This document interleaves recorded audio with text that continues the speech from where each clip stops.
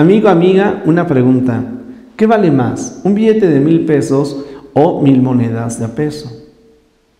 Aparentemente es lo mismo, pero si nos referimos a un proyecto en el que tú puedes participar, la diferencia está en que seamos muchos, los que hagamos juntos un ideal, un sueño.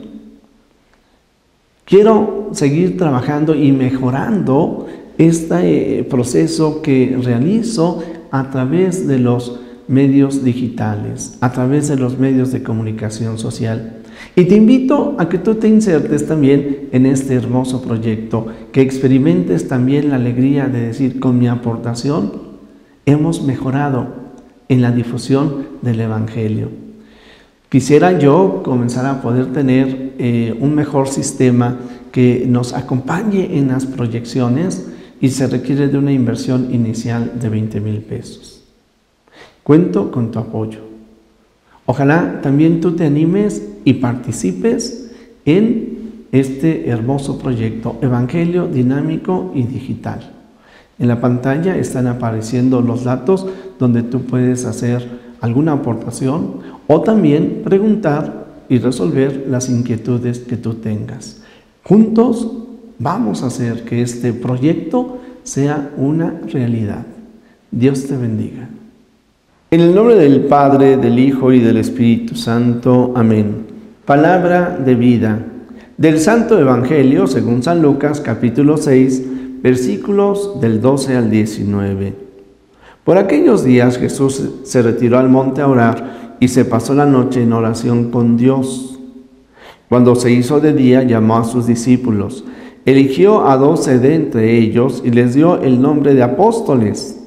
Eran Simón, a quien llamó Pedro, y su hermano Andrés, Santiago y Juan, Felipe y Bartolomé, Mateo y Tomás, Santiago el hijo de Alfeo y Simón llamado el fanático, Judas el hijo de Santiago y Judas Iscariote que fue el traidor.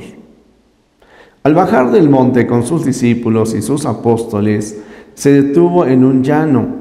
Allí se encontraba mucha gente que había venido tanto de Judea y Jerusalén como de la costa de Tiro y de Sidón. Habían venido a oírlo y a que los curara de sus enfermedades, y los que eran atormentados por espíritus inmundos quedaban curados. Toda la gente procuraba tocarlo, porque salía de él una fuerza que sanaba a todos. Palabra del Señor. Gloria a ti, Señor Jesús. Bueno, amigos, pues seguimos con este capítulo 6 del Evangelio de San Lucas. Ahora vemos dentro de este plan, esta estrategia que tiene San Lucas para evangelizarnos. Bueno, recordamos un poco estas escenas: la vida pública del Señor Jesús, la predicación en Nazaret, luego la predicación en Cafarnaúm, luego la predicación en alguna sinagoga donde la fama del Señor Jesús se va extendiendo, y ahora lo vamos a ver predicando en multitudes. Bueno, sobre estos versículos que hemos leído del capítulo 6, encontramos 3 párrafos, 3 ideas distintas, pero claro, todas ellas unidas, entrelazadas. La liturgia, la Iglesia nos la presenta de esta manera, como para que nosotros hagamos una síntesis, una conclusión de lo que estamos escuchando. En primer lugar, el Señor Jesús en oración. Así nos lo presenta San Lucas en este párrafo. Pero después de esta oración, en donde el Señor está en diálogo con su Padre Dios, elige a los 12 apóstoles. Las decisiones, los momentos más significativos de la vida del Señor Jesús siempre estarán en oración. Y podríamos decir, se consolida o se va consolidando este grupo que es expresión de la Iglesia, la semilla de la Iglesia, la primera comunidad, donde están estos 12 apóstoles, escogidos dentro de los discípulos.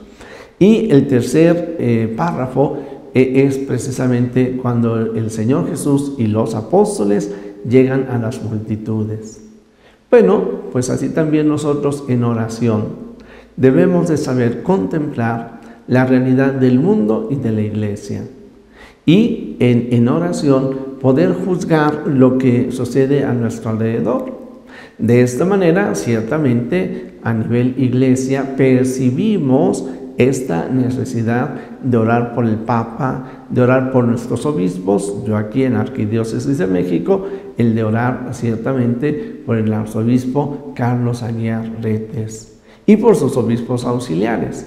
Como yo estoy aquí en la primera vicaría, ciertamente mi oración por don Armando Colín. Él es el obispo auxiliar de esta primera vicaría. Orar a nivel interno. El Papa oró por sus apóstoles. Nosotros oramos por nuestros obispos. El Papa es un obispo, el cardenal es un obispo, el auxiliar es un obispo. Oramos por ellos y claro, ciertamente yo también aprovecho para pedirles, oren por mí, pero oremos por todos nuestros sacerdotes, oremos por todos los párrocos. Y en este orar al interno de la iglesia, también no nos quedemos solamente con lo que ocurre a nivel interno, sino también lo que ocurre hacia afuera. Porque el Señor Jesús escoge a estos 12 y pues los envía, los invita a que le acompañen en la tarea de la evangelización. Son multitudes de personas que están heridas, que están lastimadas, que necesitan el encuentro con el Señor Jesús. Y aquí entonces creo yo es válido el de poder ver cómo el Señor Jesús sigue evangelizando, cómo la iglesia está para evangelizar y que esta tarea de la evangelización no siempre es fácil. Yo me atrevo a decir, nunca ha sido fácil, y que la acción evangelizadora tampoco necesariamente es tersa. Destaco también que entre los 12 que el Señor Jesús escogió, bueno, pues ahí está Judas, que lo traiciona. Ahí están los otros 11 que abandonan al Señor Jesús en la cruz. Ahí está Pedro, que lo va a negar 3 veces. Y así podríamos darnos cuenta cómo el Señor Jesús, al escoger a estos 12 hombres, a sus apóstoles, pues está consciente también de sus limitaciones, pero ora por ellos. Así también nosotros oramos por, insisto, por el Papa, nuestros obispos, y junto con esto, pues solamente algunas palabras, porque hay quienes me preguntan sobre este escándalo, esa denuncia que hace un nuncio con respecto al Papa, y me dice, ¿qué tenemos que hacer? Orar, orar. El Papa muy prudentemente ha dicho, yo no diré más palabras, lean la denuncia y ustedes mismos saquen sus conclusiones.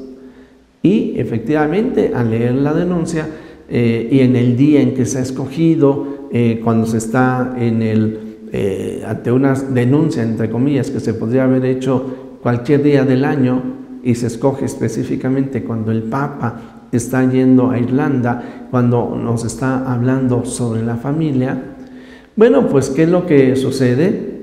Que el tema que se trató en ese encuentro mundial de las familias, nadie habla de él, solamente hablan de esta acusación, y entonces ahí vienen las voces, los eruditos, quienes hablarán mal del Papa, quienes salen ahí en su defensa, quienes se agitan a fin de cuentas. Nunca se nos olvide que estamos en las manos del Señor. No juzgamos a quien aprovecha los medios, a quien de alguna manera se manifiesta oportunista, para hacer una acusación que no tiene fundamento.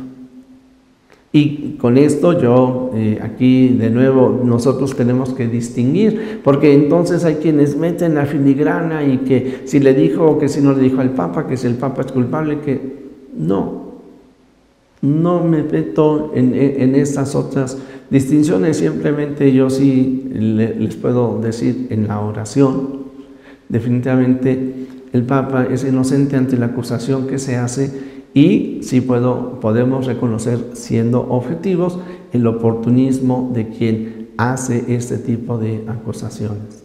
Pero dejo este tema porque si no, también entraría y caería en el mismo error. La tarea de la iglesia es evangelizar y seguir evangelizando. Porque el problema allí está en el mundo. Lo tenemos a nivel interno de la iglesia, pero también está ahí en el mundo. No podemos quedarnos en discusiones y dividirnos nosotros y que si sí, que si no, cuando hay tanto que evangelizar, cuando hay tantas cosas que hacer. Querido amigo, el problema no es la división de la iglesia, el problema es que saquemos de nuestro corazón a Cristo. El problema es que nos quedemos ahí en las ramas y en el barullo y no tengamos a Cristo en nuestro corazón.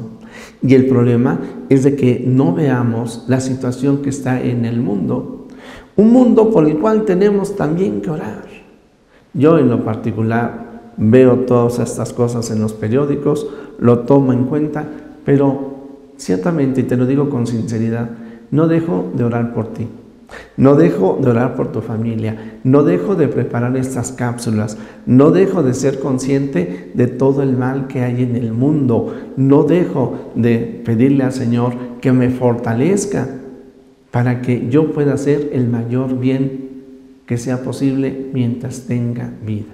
Bueno, pues hoy yo, querido amigo, pues ciertamente te diría que más allá de la discusión, nuestro propósito el día de hoy es orar por el Papa, orar por nuestros obispos, los de la arquidiócesis, por el cardenal Carlos Aguiarretes, por los obispos auxiliares que hoy nosotros tenemos al frente de las vicarías episcopales. Jesús, que todos te conozcan y te amen es la única recompensa que quiero. El Señor esté con ustedes. La bendición de Dios Todopoderoso, Padre, Hijo y Espíritu Santo descienda sobre ustedes. Amén.